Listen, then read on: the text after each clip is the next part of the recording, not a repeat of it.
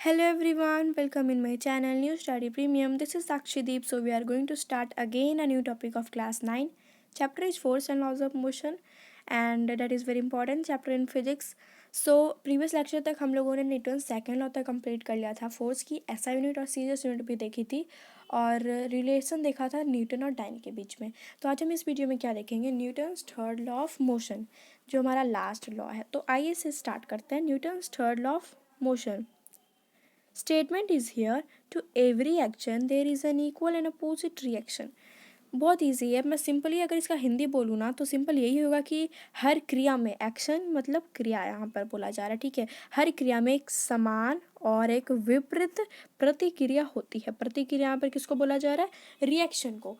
मतलब क्या कि हर क्रिया में मतलब हर एक एक्शन में, एक्शन मतलब मैं सिंपली यहाँ पे फोर्स को डिनोट करना चाह रही हूँ। तो हर एक एक्शन में एक इक्वल और अपोजिट रिएक्शन होता ही होता है। रिएक्शन में यहाँ पे केमिस्ट्री वाला रिएक्शन की बात नहीं कर रही। रिएक्शन देखो यहाँ पर रिएक्शन आपको वर्ड से ही पता चल रहा होगा, एक्शन है ना लास्ट में। और री मतलब क्या होता है? री मतलब होता है दोबारा, मतलब दोबारा एक्शन होना, दोबारा एक्शन, दोबारा क्रिया होना मतलब प्रतिक्रिया। तो हर एक एक्शन में एक इक्वल और एक विपरीत प्रतिक्रिया होती है। So hope it is clear to you. और इन स्टेटमेंट को आप एग्जाम्पल्स के हेल्प से आप ज़्यादा अच्छे से समझ पाओगे। तो आगे बढ़ते हैं। Note here action and reaction represents force. मैंने कहा ना, मैं इस चीज़ को, एक्शन और रिएक्शन को फोर्स के रूप में डिनोट कर रही हूँ कि हर एक एक्शन में मतलब हर एक फोर्स में एक इक्वल और अपोजिट रिएक्शन होती है। सो आगे क्या है? Action and reaction act on different bodies at the same time. ये बहुत अच्छी चीज़ है कि एक्शन और रिएक्शन डिफरेंट डिफरेंट बॉडीज़ पर अप्लाई होती है। ऐसा नहीं है कि मान लो एक बॉल है, इस पर एक्शन भी अप्लाई हो रहा है, रिएक्शन भी इसी पर अप्लाई हो रहा है। नो, ये कहना बिल्कुल गलत होगा। कैसे? क्योंकि देखो, एक्शन जब हम इस बॉल पर, मान लो हमारा हाथ है और मैंने इससे इस पर एक फोर्स लगाया जिसको हम कहेंगे एक्शन। जो हमने लगाया फोर्स बॉल पर उसे हम कह रहे हैं एक्शन। और जो बॉल ने, और आपको पता है ना मैंने इसमें क्या बोला, टू एवरी एक्शन। जब यहाँ पे एक्शन मैंने अप्लाई कर दिया है तो बॉल क्या लगाएगी? एक इक्वल और अपोजिट रिएक्शन बॉल लगाएगी मुझ पर। तो बॉल हम पर क्या लगाएगी? रिएक्शन। तो इस एरो को मैं ऐसे दिखाती हूँ जो बॉल लगा रही है, एक मिनट। जैसे इस बॉल पर हमने एक्शन लगाया तो बॉल हम पर क्या लगाएगी? रिएक्शन लगाएगी, ठीक है। तो I hope it is clear to you. तो यहाँ पे देखो दो ऑब्जेक्ट आ रहा है कि नहीं, एक ये बॉल हो गया, एक हमारा हाथ हो गया, मतलब muscular force in this sense, ठीक है। तो action and reaction act on different bodies, ये तो समझ में आ गया कि एक्शन और रिएक्शन डिफरेंट डिफरेंट बॉडीज़ पर अप्लाई होती हैं एट द सेम टाइम। ये क्या चीज़ है? मतलब सेम टाइम पर होता है। ऐसे मैंने एक्शन इस पर लगाया तो ऐसा नहीं है कि बॉल जो है मुझ पर रिएक्शन दे रहा है 2 दिन के बाद। ऐसा कहना बिल्कुल गलत होगा, ठीक है। ये आप नहीं कह सकते, ये बहुत रॉन्ग होगा कहना कि एक्शन अभी लगा है तो रिएक्शन लग रहा है 4 दिन बाद। ऐसा नहीं होता। एक्शन और रिएक्शन एट अ टाइम ही एक्ट होता है। So hope it is clear to you. And आगे क्या है? Action and reaction force pairs do not cancel because they act on different objects. मतलब क्या कि एक्शन और रिएक्शन ये कभी भी कैंसिल आउट नहीं होती हैं। क्यों नहीं होती हैं? क्योंकि वो डिफरेंट डिफरेंट बॉडीज़ पर अप्लाई होती हैं। अब फोर्स कब कैंसिल होती है? जब मैंने आपको वीडियो में बताया होगा कि फोर्स कब कैंसिल होती है, जब वो सेम ऑब्जेक्ट पर अप्लाई होती हैं, है ना। तो यहाँ पर फोर्स तो सेम ऑब्जेक्ट पर अप्लाई हो नहीं रही हैं जो फोर्स कैंसिल हो जाएगा। यहाँ पे तो एक्शन और रिएक्शन डिफरेंट डिफरेंट बॉडीज़ पर अप्लाई हो रहा है, तो क्या होगा? फोर्स कैंसिल होगा? फोर्स पर बिल्कुल कैंसिल नहीं होगा।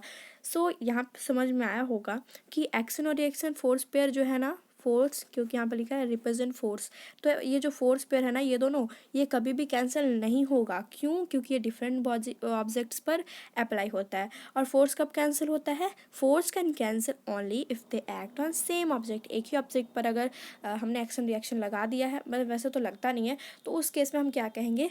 फोर्स कैंसिल हो गया है। मतलब पर यहाँ पर तो आप देख रहे हो कि एक्शन रिएक्शन डिफरेंट बॉडीज़ पर लग रहा है। अब जब डिफरेंट ऑब्जेक्ट पर लग गया तो वो कैंसिल आउट नहीं होगा। एक्शन रिएक्शन कैंसिल आउट कभी नहीं होते, ठीक है। सो अब हम एग्जाम्पल्स देख कर समझते हैं कि Newton third law of motion आखिर कहना क्या चाह रहा है। तो देखो, पहला है a ball rebound after striking against a floor. एक बॉल रिबाउंड करता है, स्ट्राइक होने के बाद फ्लोर पर स्ट्राइक होता है ना, तो एक बॉल रिबाउंड करता है।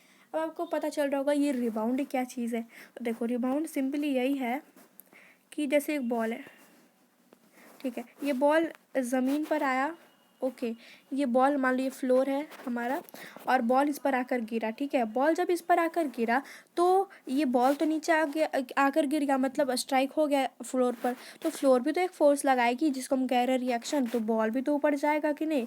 और बॉल आपने देखा होगा कि जब आप बॉल को उछालते हो, बॉल को गिराते हो फ्लोर पर, तो वो वापस से ऊपर आता है, थोड़ा सा ही हाइट लेकिन आता तो है ना, ठीक है। तो वही कह रहा है कि रिबाउंड क्यों करता है, उसी प्रोसेस को हम लोग रिबाउंड कहते हैं। जैसे आप इस फिगर में देख रहे होगे कि ये जो बॉल है ना वो नीचे गिरा फ्लोर पर, एक्शन प्रोड्यूस किया इस बॉल ने, फ्लोर पर एक्शन प्रोड्यूस किया। अब हमने क्या पढ़ा था न्यूटन्स थर्ड लॉ में, कि न्यूटन्स थर्ड लॉ में क्या था कि to every action there is an equal and opposite reaction. अब जब बॉल फ्लोर पर स्ट्राइक हो गई है, एक्शन हो गया है, तो रिएक्शन का होना बाकी है। तो जो फ्लोर होगा ना, तो फ्लोर रिएक्शन अप्लाई करेगा बॉल पर, ठीक है, एक इक्वल और अपोजिट। तो अपोजिट वे में देखो ऊपर चला गया बॉल, वापस से रिएक्शन इस पर अप्लाई हुआ। तो सो आई थिंक आपको क्लियर हो रहा होगा। ऐसे जैसे मैं एक्सप्लेनेशन में समझाती हूँ। क्या लिखा है, when a ball strike against a floor, जब एक बॉल स्ट्राइक करता है, गिरता है, टकराता है फ्लोर अगेंस्ट में, मतलब फ्लोर पर गिरता है, it exerts a force known as action, ये एक फोर्स एक्सर्ट करता है जिसे हम कहते हैं एक्शन। ये आप देख रहे हो फिगर में कि जैसे ये बॉल गिरा नीचे है ना, तो ये एक्शन प्रोड्यूस कर रहा है, ठीक है, मतलब एक्शन एक अप्लाई कर रहा है, जिसको हम कह रहे हैं एक्शन। जो फोर्स लगाया किस पर, ऑन द फ्लोर, फ्लोर पर एक फोर्स लगाया ना उसने। तो according to Newton's third law motion, अब हमने न्यूटन्स थर्ड लॉ मोशन में क्या पढ़ा था, याद करो, to every action there is an equal and opposite reaction, है ना। तो जब यहाँ पे एक्शन अप्लाई हो गई है तो एक इक्वल एंड अपोजिट रिएक्शन भी तो होगी ही होगी। तो floor exert equal and opposite force, तो फ्लोर कौन रिएक्शन प्रोड्यूस करेगा, फ्लोर करेगा, ठीक है, किस पर, बॉल पर, एक इक्वल और एक अपोजिट फोर्स, ठीक है, जिसको हम कह रहे हैं रिएक्शन। मतलब ये बॉल देखो यहाँ पे फ्लोर एक्सर्ट कर रहा है ना, तो रिएक्शन के कारण बॉल वापस से ऊपर जाएगा, तो ये वापस ऊपर आ गया। तो हम क्या कह रहे हैं, due to this reaction the ball rebounds, मतलब इसी रिएक्शन के कारण जो फ्लोर ने बॉल पर रिएक्शन लगाया एक इक्वल और अपोजिट, उसी के कारण क्या हुआ, बॉल रिबाउंड किया, मतलब बॉल दोबारा से ऊपर आया, ठीक है। सो आई थिंक आपको क्लियर हो रहा होगा। अब है नेक्स्ट हमारा कि हाउ डू वी स्विम, हम लोग तैरते कैसे हैं, चलो देखते हैं कैसे तैरते हैं। While swimming a swimmer pushes the water, ठीक है, जब स्विमिंग के वक्त एक स्विमर जो तैरता है, ठीक है, पुश करता है वाटर को बैकवर्ड डायरेक्शन में with his hands which is known as action. आपने देखा होगा किसी भी आदमी को, या फिर आपने खुद भी स्विमिंग की होगी, तो आप ये तो ज़रूर ऑब्जर्व करा होगा कि आपने कि जब आप तैर रहे होते हो तो अपने हाथों से वाटर को क्या करते हो, बैकवर्ड पुश करते हो, बैकवर्ड ढकेलते हो, और उसी पुशिंग फोर्स को हम यहाँ पे क्या कहते हैं, एक्शन कहते हैं। रिएक्शन का होना बाकी है, देखो अभी, देखो reaction, the reaction offered by the water to the swimmer pushes him forward, और जो रिएक्शन होता है वो कौन अप्लाई करता है, वाटर। तब वाटर जो होता है हम पर रिएक्शन अप्लाई करता है, और इसी कारण से इक्वल और अपोजिट रिएक्शन होता है ना, तो इसी कारण से हम आगे बढ़ते हैं, अपोजिट करता है, इस कारण से जो स्विमर होता है वो पुश ढकलाता है आगे की ओर, मतलब फॉरवर्ड आगे की ओर वो पुश होता है, किसके द्वारा, वाटर के द्वारा, क्योंकि वाटर एक ऑफर करता है एक रिएक्शन, किस पर, स्विमर पर। So hope it is clear to you. आपने किसी भी आदमी को देखा होगा जैसे कि वो तैर रहा है तो अपने हाथों से क्या करता है, वाटर को पीछे पीछे ढकेलता है, ठीक है, उसको हम क्या कहते हैं, एक्शन। पर यहाँ पर न्यूटन्स थर्ड लॉ के अनुसार क्या होगा, एक रिएक्शन का भी तो होना चाहिए, है ना। तो वाटर क्या करेगी, रिएक्शन लगाएगी स्विमर पर इक्वल और अपोजिट, तो अपोजिट फोर्स में लगाएगी। तो हमने बैकवर्ड ढकेला वाटर को, तो वाटर हमें कहाँ ढकेलेगी, फॉरवर्ड ढकेलेगी। तो वही लिखा, the reaction offered by the water to the swimmer pushes him forward, मतलब स्विमर को वो आगे की ओर वाटर ढकेल देता है। इसी कारण से हम, जो स्विमर होता है वो क्या होता है, पुश स्विम करता है, ठीक है। तो जैसे कि मैं अब बोलूँ कि ये कोई आदमी है, एज लाइक आप समझो, यहाँ पर कोई आदमी है, वो अपने हाथों से इस तरीके से पानी को आगे पीछे कर रहा है, ठीक है। मैंने यहाँ पे फिगर नहीं डाला है तो आप समझ सकते हो इस तरीके से कि मान लो ये वाटर है, तो हमने क्या बोला कि ये अपने हाथों से क्या करता है, वो वाटर को बार बार पीछे की ओर पुश करता है ना, पीछे की ओर पुश। तो पीछे की ओर पुश करने के कारण जो एक्शन अप्लाई होता है, तो वाटर हमें क्या आगे करेगी, पुश करेगी ना, रिएक्शन प्रोड्यूस करेगी वाटर हम पर, तो इसी कारण से हम आगे तैरते हुए चले जाते हैं। So hope it is clear to you. And अब हम बढ़ते हैं नेक्स्ट एग्जाम्पल पे, वाई अ गन रिक्वायर। तो है हमारा नेक्स्ट कि एक गन क्यों रिक्वायर करता है। रिक्वायर मतलब क्या, देखो समझाती हूँ एक्सप्लेनेशन में। When a bullet is fired from a gun, जब एक बुलेट गन से फायर होती है, मतलब निकलती है। द गन रिकॉइल, गन तब रिकॉइल करता है। अब ये रिकॉइल क्या चीज़ है? इट मूव्स फॉरवर्ड, मतलब डेट इज़, ये रिकॉइल को बोला गया है कि ये रिकॉइल मतलब क्या होता है? इट मूव्स फॉरवर्ड, फॉरवर्ड नहीं बैकवर्ड है।